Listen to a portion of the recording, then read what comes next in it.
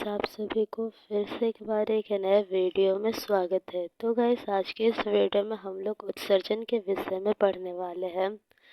तो गाइस, आज की वीडियो अध्याय 5 जे प्रक्रम पर 11वां वीडियो होने वाला है। और ये गाइस लास्ट वीडियो है इस अध्याय का। फिर गाइस ये वाला जो अध्याय है तो वो समाप्त हो जाएगा। तो चलिए इसको पढ़ते हैं। देखिए, उत्सर्जन के विषय में मतलब उत्सर्जन का जो परिभाषा है गाइस, वो हम लोगों ने चैप्टर का शुरुआत में ही देखा था। तो गाइस, उत्सर्जन का परिभाषा क्या है? देखिए, श्वसन के दौरान गाइस ऐसा काफ़ी सारे अपशिष्ट पदार्थ भी निकलते हैं जो हमारे शरीर के लिए जरूरी नहीं रहते। ठीक, तो गाइस इन अपशिष्ट पदार्थों को शरीर के बाहर निकालने के लिए हमें इन अपशिष्ट पदार्थों को शरीर के बाहर निकालने के लिए जो प्रक्रिया अपनाई जाती है तो उसको हम लोग उत्सर्जन का प्रक्रिया कहते हैं। तो गाइस इस प्रक्रिया में क्या होता है, हानिकारक श्वसन के दौरान काफ़ी सारे हानिकारक चीज़ें हमारे शरीर में बनते हैं और इसको गाइस बाहर निकालना आवश्यक हो जाता है। ठीक, तो वो उत्सर्जन के द्वारा होता है। तो चलिए देखते हैं क्या लिखा है। वे जे प्रक्रम। तो गाइस हमें पता है जो जे प्रक्रम था, जे प्रक्रम, तो गैस वो हम लोगों ने क्या क्या पढ़ा। एक तो पोषण, सबसे पहला खाना खाया, फिर गैस श्वसन हुआ, फिर अभी हम लोग पढ़ रहे हैं उत्सर्जन। ठीक, तो ये सब जे प्रक्रम है जो सम्मिलित रूप से क्या करते हैं, शरीर का जो संगठित व्यवस्था है तो उसको बनाए रखने का काम करता है। तो गैस आगे बढ़ते हैं। विभिन्न जीव उत्सर्जन के लिए विभिन्न प्रक्रम अपनाते हैं। तो अलग अलग जीव, जैसे इंसान में उत्सर्जन का अलग प्रक्रिया होता है, पौधे में अलग रहता है, फिर दूसरे जीवों में भी अलग अलग हमें प्रक्रम देखने को मिलता है। तो फिर देखिएगा इसका लिखा है एक कोशिकीय जीव विसरण के जरिए। तो गैस जो एक ही कोशिका से बना हुआ जो जीव होते हैं तो विसरण प्रक्रिया के द्वारा उत्सर्जन करते हैं। ठीक, जैसे मान लेते शरीर के अंदर गैस कुछ भी चीज़ का जो सांद्रता है तो वो ज़्यादा हो गया तो वो चीज़ शरीर के बाहर निकल जाता है, तो उसको हम लोग विसरण प्रक्रिया कहते हैं। ठीक, शरीर के अंदर कोई भी चीज़ का सांद्रता ज़्यादा है वायुमंडल की अपेक्षा, सांद्रता बोले हैं। ठीक, तो गैस अगर सांद्रता ज़्यादा है उसमें तो वो चीज़ बाहर निकल जाएगा। और सांद्रता का मतलब फिर से समझा देते हैं गाइस, वैसे हम लोगों ने पिछले क्लासेस में भी समझा था।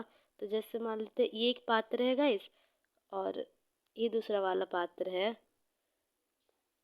तो यहाँ पर गाइस मान लेते हैं ना कि यहाँ पर 2 कण ऑक्सीजन का है, 3 कण। ठीक, और यहाँ पर भी गाइस 3 कण ऑक्सीजन का है, बाद बाकी जितना भी पात्र में स्थान है, खाली स्थान, तो उसमें पानी है और इसमें भी पानी है। ठीक, तो गाइस क्या बता सकते हैं ये दोनों में से किसका सांद्रता ज़्यादा है? अगर हम लोग ऑक्सीजन का सांद्रता का बात करते हैं तो किसका सांद्रता ज़्यादा है? तो गैस बिल्कुल जो पहला वाला पात्र है तो उसका सांद्रता ज़्यादा है, क्योंकि गैस देखिए इसमें स्थान कम है। ठीक, पानी उतने ही में है और गैस दूसरा ऑक्सीजन भी उतने ही में है, जबकि गैस इसमें स्थान ज़्यादा मतलब पानी ज़्यादा है। ठीक, पानी उतना ज़्यादा ही अट जाएगा और गैस ऑक्सीजन यहाँ पर भी 3 अणु है, तो इस कारण गैस जो पहला वाला का सांद्रता है तो वो ज़्यादा है दूसरे वाले की अपेक्षा। ठीक, तो इस आधार पर गैस सांद्रता को देखा जाता है। तो चलिए आगे बढ़ते हैं। तो गैस एक कोशिकीय जो जीव होते हैं तो उसमें विसरण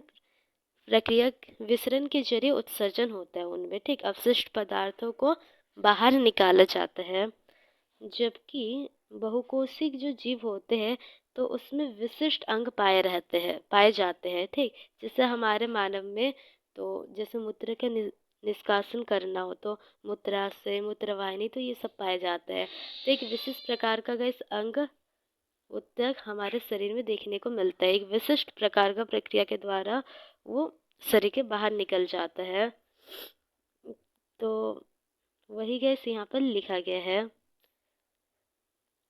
तो फिर देखिए गैस मानव में उत्सर्जन।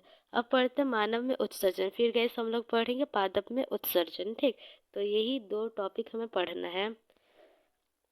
तो देखिए गाइस, जो मानव उत्सर्जन तंत्र है तो वो इस प्रकार है। देखिए यहाँ पर वृक्क है, बायां वृक्क है और ये इसको दायां वृक्क कह लेंगे। तो देखिए ये वृक्क है मतलब किडनी।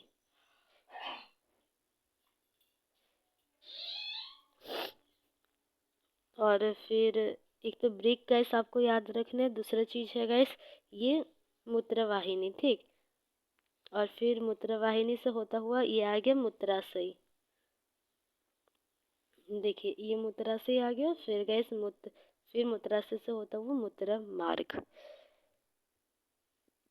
तो गैस ये दिया गया है, जो गैस मूत्र है तो मूत्र का निर्माण यहाँ पर होता है वृक्क में। और फिर गैस वो मूत्रवाहिनी से होता हुआ मूत्राशय में जाता है और यहाँ पर गैस जो मूत्र है तो वो एकत्रित रहता है, ठीक, जब तक मूत्राशय में दबाव ना पड़े और वो शरीर के बाहर न चल जाए। और जो मूत्र है गैस तो वो मूत्र मार्ग से होता हुआ शरीर के बाहर निकल जाता है। और ये देखिए गैस, जो हमारा खून है तो गैस जो अवशिष्ट पदार्थ है तो वो हमारे ब्लड में ही रहेगा। जैसे गैस हम लोगों ने पिछले क्लास में पढ़ा था श्वसन में कि जो कार्बन डाइऑक्साइड है गैस तो वो फुफ्फुस उसको फिल्टर करता है, मतलब कार्बन डाइऑक्साइड जनित जो ब्लड है तो उस ब्लड से कार्बन डाइऑक्साइड फुफ्फुस में अलग हो जाता है और फिर शरीर के बाहर निकल जाता है। तो गैस कार्बन डाइऑक्साइड तो अलग हो गया, पर इस ब्लड में गैस नाइट्रोजन का कुछ कुछ चीज़ें मौजूद रहते हैं जिसको शरीर के बाहर निकालना पड़ता है, ठीक। तो गैस ये ब्लड में जो अवशिष्ट पदार्थ है तो वो उसका जो फिल्टर है, फिल्ट्रेशन बोल सकते हैं, ठीक, वो कहाँ पर होता है तो वो गैस वृकाणु में होता है। और गैस जो वृक्क है तो वो छोटे छोटे इन्हीं वृकाणु से बना होता है, जो कि जो ब्लड है तो उसको छानने का काम करता है बोल सकते हैं, ठीक। तो आगे बढ़ते हैं गैस।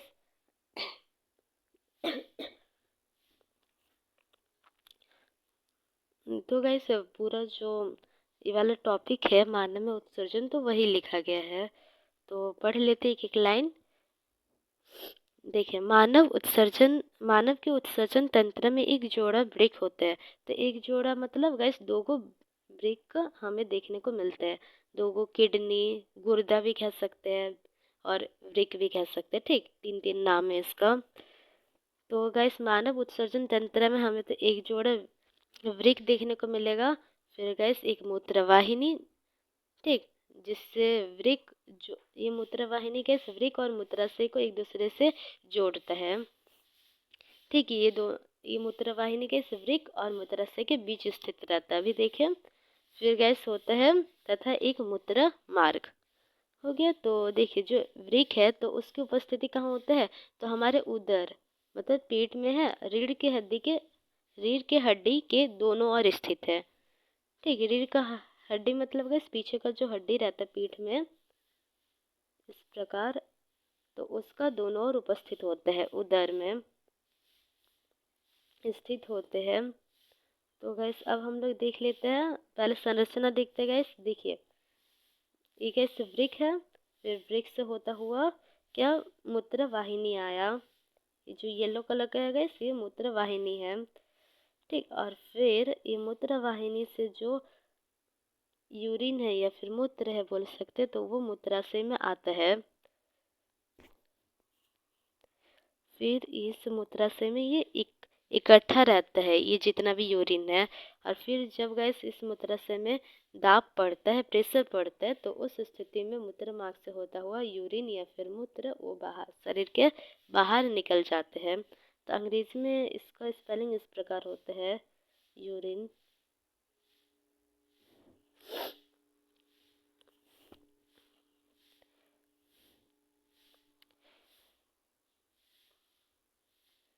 तो इतना दूर तो हो गया। तो देखिए अभी नेक्स्ट पॉइंट देख लीजिए। वृक्क में मूत्र बनने के बाद मूत्र वाहिनी में होता हुआ मूत्राशय में जाता है।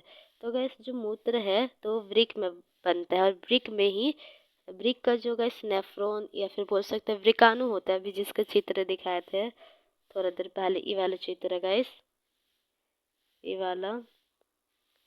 ठीक, तो इस ये गैस सभी वृक्क मतलब एक ही वृक्क में काफ़ी सारा ये वृकाणु पाए जाते हैं, इसको हम लोग वृकाणु कहते हैं या फिर गैस कह सकते हैं नेफ्रॉन।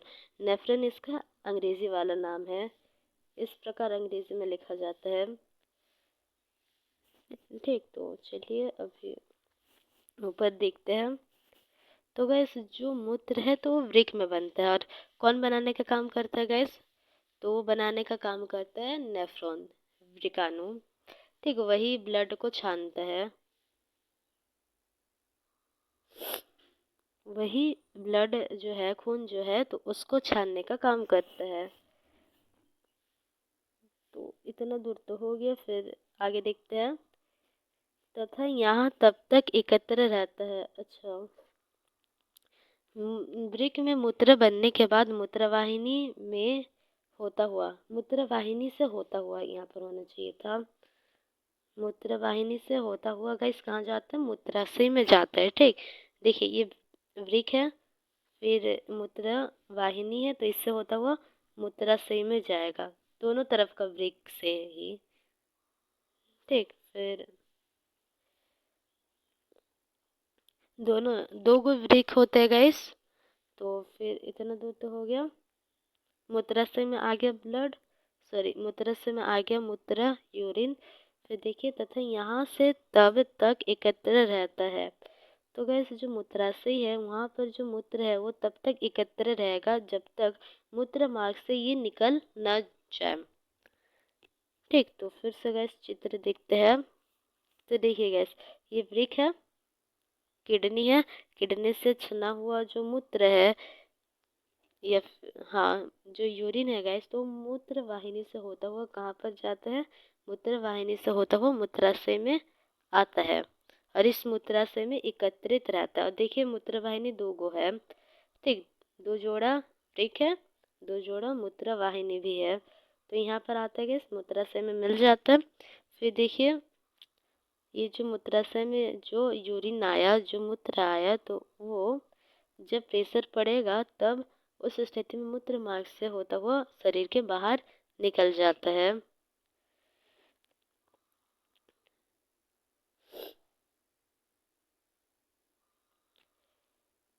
तो वही गैस यहाँ पर लिखा गया है। ठीक, तो आगे बढ़ते हैं।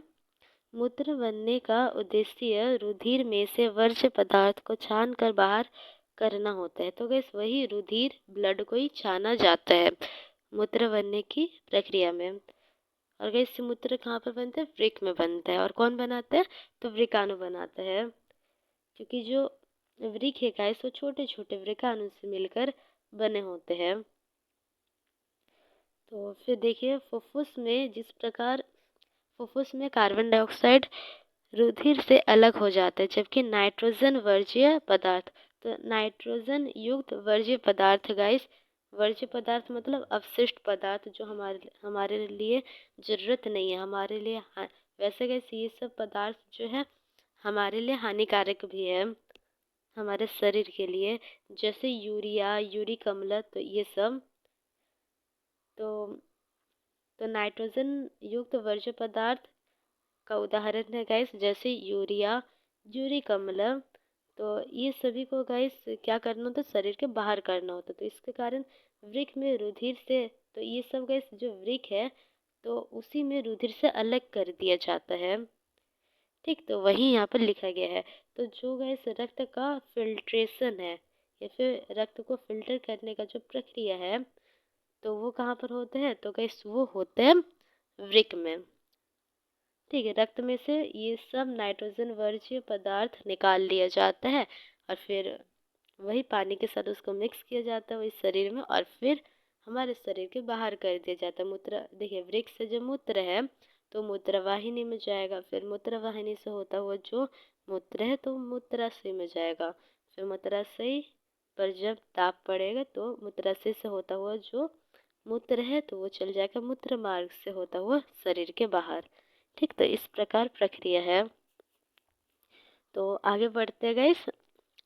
वृक्क में आधारी निस्यंदन एकक, तो वही गैस फिल्टर करने का चीज तो वो मौजूद रहता है। ठीक, फुफ्फुस की तरह ही होता है, फुफ्फुस की तरह ही बहुत पतली भित्ति वाला रुधिर केशिकाओं का गुच्छ होता है।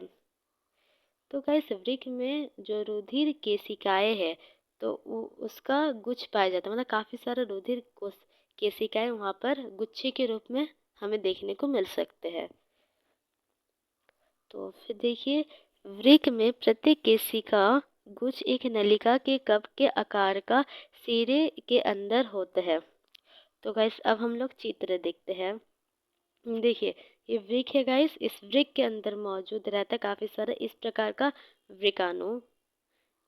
ठीक है, आपका किताब में भी गाइस ये वाला पिक्चर दिया गया है, किताब का ही पिक्चर है ये। तो देखिए, ये वाला जो है गाइस, ये यहाँ पर है केशिका गुच्छ, इसको जूम कर लेते हैं। देखिए यहाँ पर है केशिकाएं, ठीक, रुधिर केशिकाएं काफी सारा है।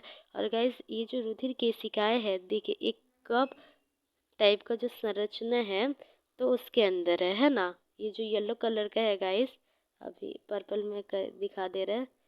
ठीक, तो ये कप टाइप का जो संरचना है तो उसके अंदर ये रुधिर केशिकाएं है ना। तो वही गाइस यहाँ पर बताया गया है।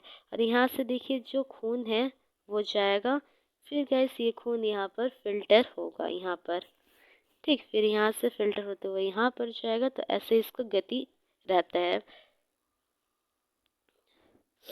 तो चलिए आगे बढ़ते हैं।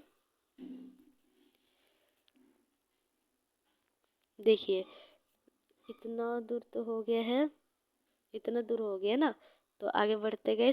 प्रत्येक वृक्क में ऐसा अनेक निस्यंदन एकक होते हैं। तो गैस सभी वृक्क में, मतलब दो वृक्क है, दोनों ही वृक्क में गैस काफी सारा हमें वृकाणु देखने को मिलता है। जो वाला पिक्चर अभी दिखा है ना गैस, वो पूरा को ही हम लोग वृकाणु कहते हैं। तो ऐसे इस टाइप का गैस हमें संरचना देखने को मिलता है, जिसको हम लोग क्या कहते हैं, वृकाणु कहते हैं। हो गया। फिर देखिए जो आपस में निकटता से, तो गैस ये सब जो छोटे छोटे वृकाणु होते तो वो क्या होता है, एक साथ एकदम पैक रहता है।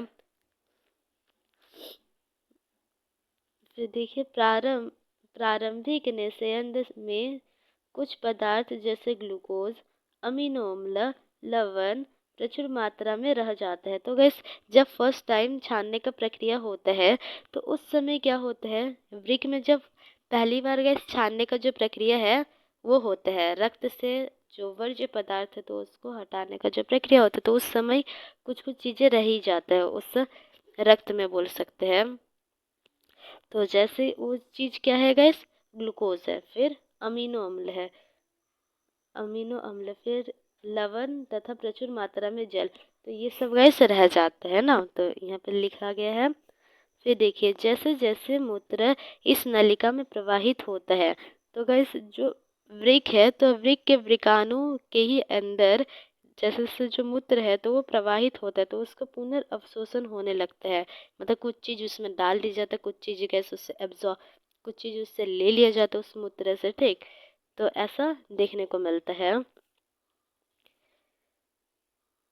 फिर देखिए जल की कितनी मात्रा पुनर्अवशोषण की जाए ये निर्भर करता है। तो गैस देखिए जो मूत्र होता है तो उसमें पानी तो रहता ही है, पानी। ठीक, तो गैस पानी का कितना मात्रा उस मूत्र में लगेगा तो वो किस पर निर्भर करता है, शरीर में अवस्थित जल की मात्रा में। वो इस बात पर निर्भर करता है कि आपके शरीर में कितना मात्रा में पानी है, तो उस हिसाब से गैस पानी को मूत्र बनाकर शरीर के बाहर निकाला जाएगा, पानी से मूत्र बनाकर। ठीक, तो ऐसे कह सकते हैं। तो देखिए शरीर में उपस्थित जल की मात्रा पर एक चीज निर्भर करता है, एक तो ये वाला चीज की कितना जल का मात्रा अवशोषित किया जाए। फिर दूसरा चीज गाइस किस पर निर्भर करता है कि कितने वर्ज्य पदार्थ उत्सर्जित करना है। ठीक, तो गैस अगर आपको ज़्यादा वर्ज्य पदार्थ उत्सर्जित करना है तो पानी भी थोड़ा ज़्यादा लगेगा। ठीक, एक सांद्रता रहता है। तो वही फिर से गैस पढ़ लेते हैं, जो जल का पुनर्अवशोषण है, पहले तो शायद जल लगा दिया जाता है, फिर गैस दूसरा बात, जब जल को अवशोषित किया जाता, पुनर्अवशोषित मतलब दोबारा जब अवशोषित किया जाएगा, लिया जाएगा पानी को, तो वो किस बात पर निर्भर करता है? एक तो शरीर में उपस्थित जल कितना मात्रा में है, और दूसरा चीज़ गैस निर्भर करता है कि कितना विलेय वर्ज्य पदार्थ है, मतलब उस पानी में कितना वर्ज्य पदार्थ घोला हुआ है। ठीक, तो ये दो बात पर निर्भर करता है कि पानी को कितना अवशोषित करना है। तो गैस यहाँ पर देखिए, जो हमारा मूत्राशय होता है गैस, मानव का जो मूत्राशय है, तो वहाँ पर 180 लीटर जो मूत्र है तो वो संचित रहता है, ठीक, उपस्थित रहता है वहाँ पर गैस 180 लीटर मूत्र प्रतिदिन ऐसा हमारे शरीर के बाहर नहीं निकलता।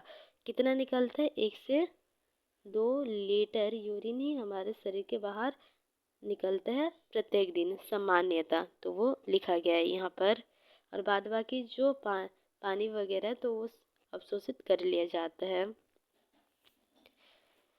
तो यहाँ पर चलिए आगे बढ़ते हैं।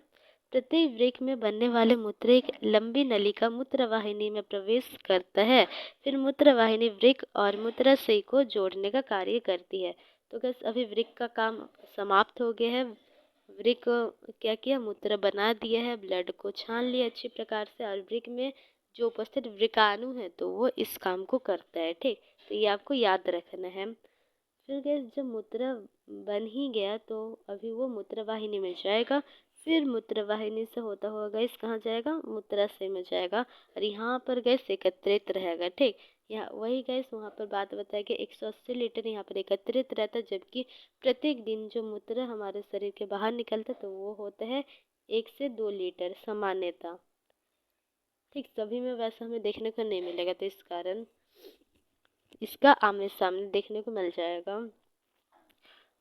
तो इतना तो हो गया गैस।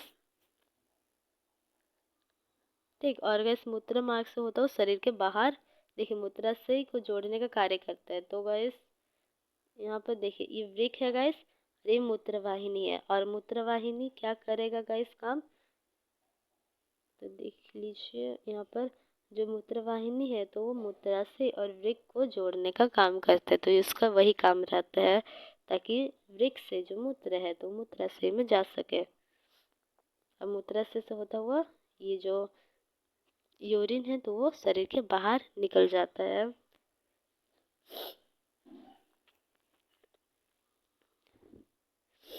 फिर देखिए गाइस आगे बढ़ते हैं।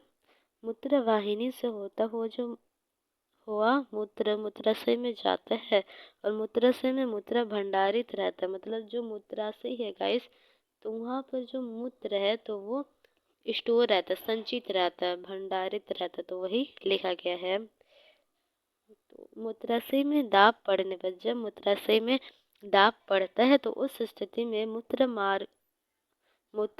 मार्ग द्वारा शरीर के बाहर कर दिया जाता है। ठीक, तो वो गैस पूरा प्रोसेस रहता है। तो फिर देखिए गैस जो मूत्राशय है तो उसको किसके द्वारा नियंत्रित करते हैं? तो तंत्रिका तंत्र, तो तंत्रिका तंत्र द्वारा ये नियंत्रण में रहता है। ठीक, तो ये वाला भी गैस आपको याद रखना है। तो फिर गैस अब हम लोग आगे बढ़ते हैं कृत्रिम वृक्क। तो गैस देखिए जो वृक्क का काम होता है तो वो मूत्र बनाने का काम कर रहा है, ब्लड को फिल्टर करने का काम कर रहा है। तो गैस वैसे स्थिति सोचिए जहाँ पर गैस एक व्यक्ति का जो वृक्क है तो वही खराब हो जाती है, फिर काम नहीं करता ठीक से।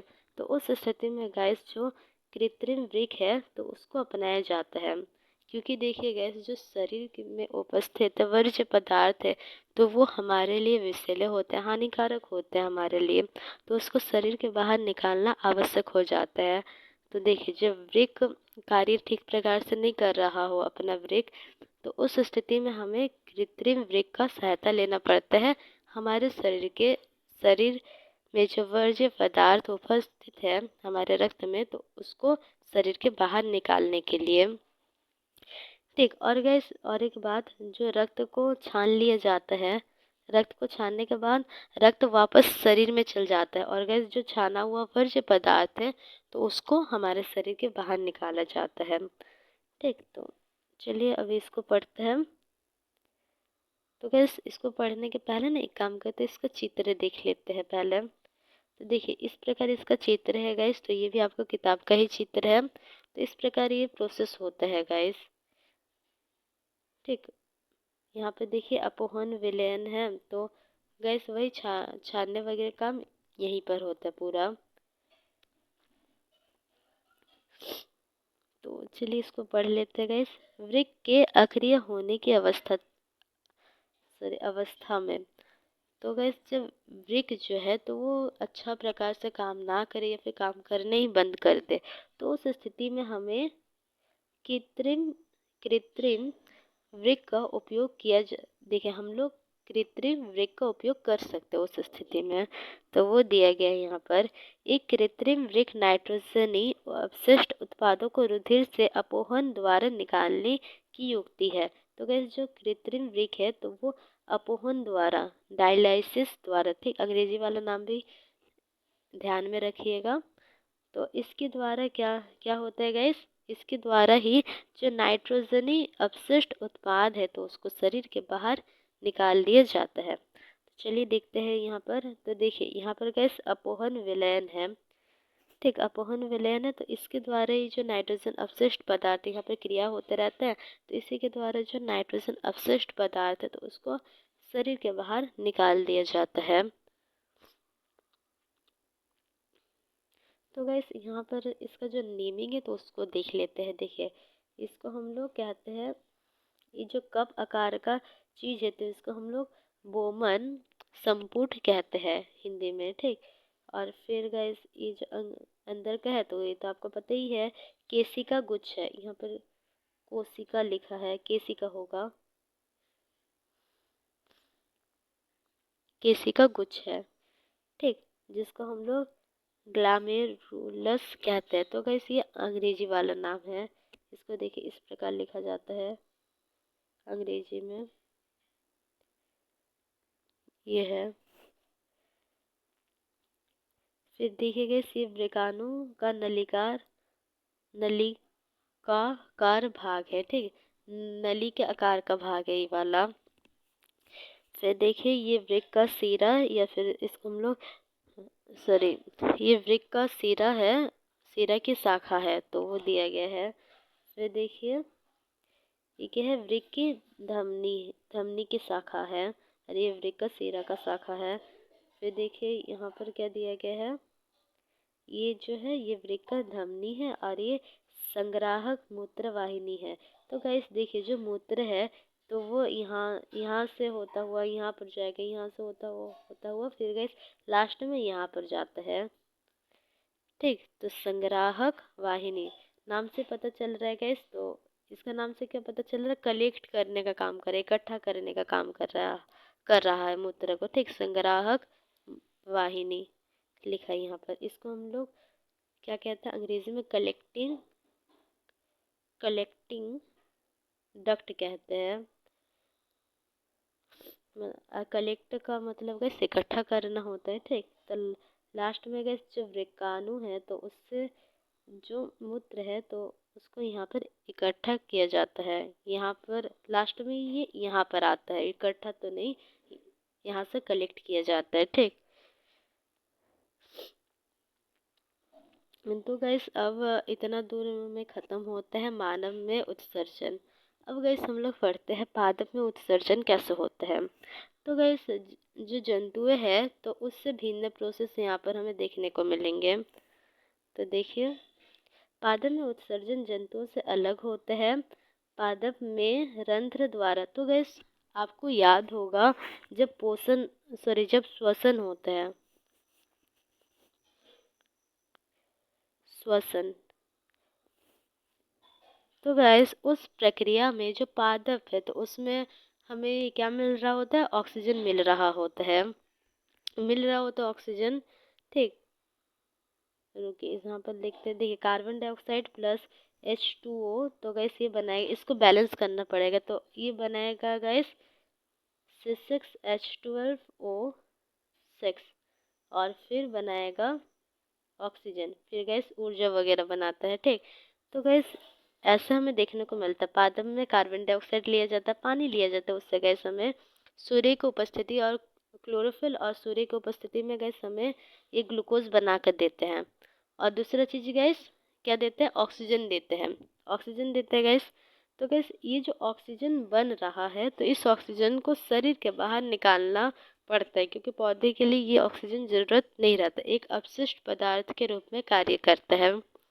तो गैस इस ऑक्सीजन को किसके द्वारा शरीर के बाहर निकालते हैं, तो गैस आपको पता होगा जो गैसों का आदान प्रदान है तो वो किसके द्वारा किया जाता है पादप में, तो वो रंध्र के द्वारा। तो गैस वही है, जो रंध्र है तो वो ऑक्सीजन को शरीर के बाहर निकाल देता है। ठीक। और गैस अगर मान लेते जो पादप का शरीर है वहाँ पर काफ़ी ज़्यादा मात्रा में पानी उपस्थित हो गया, तो गैस उस पानी को एक तो रंध्र के द्वारा भी निकाल दिया जाता है, या फिर गैस तना, पत्तियाँ, तो सभी के द्वारा वाष्प उत्सर्जन के जरिए गैस उसको निकाल दिया जाता है, मतलब वाष्प के रूप में उस पानी को निकाला जाता है। ठीक। तो वही यहाँ पर लिखा गया है। देखिए, पादप में वाष्प उत्सर्जन द्वारा जल को निकाला जाता है। ठीक। और गैस दूसरा चीज़, अगर मान लेते पदार्थ में दूसरा अवशिष्ट पदार्थ ज़्यादा हो जा रहा है तो उस स्थिति में हमें क्या देखने को मिलेगा, पौधे में से कोई एक पत्ती कैसे गिर जाता है, जिस प्रकार आप लोग देखे होंगे पौधे में से पत्तियाँ गिरते हैं, तो गैस उन पत्तियों में होता है अपशिष्ट पदार्थ, तो पौधे उसको गिरा देते हैं। ठीक। तो वही है, तो देख लीजिए यहाँ पर पौधे में गिरने वाली पत्तियों में भी अपशिष्ट पदार्थ होता है। एवं दूसरा अपशिष्ट पदार्थ, तो गैस इस प्रकार पौधे जो पत्तियाँ गिराते हैं तो इस प्रकार भी पौधे अपशिष्ट पदार्थ से छुटकारा पा रहा है। ठीक। फिर दूसरा दूसरा जो अपशिष्ट पदार्थ है दूसरा प्रकार का, तो वो क्या होता है कि रेजिन और गोंद के रूप में पौधे के बाहर निकलता है। ठीक। तो हो गया गैस यहाँ पर पादप में जो उत्सर्जन है तो वो भी समाप्त होता है। बस इस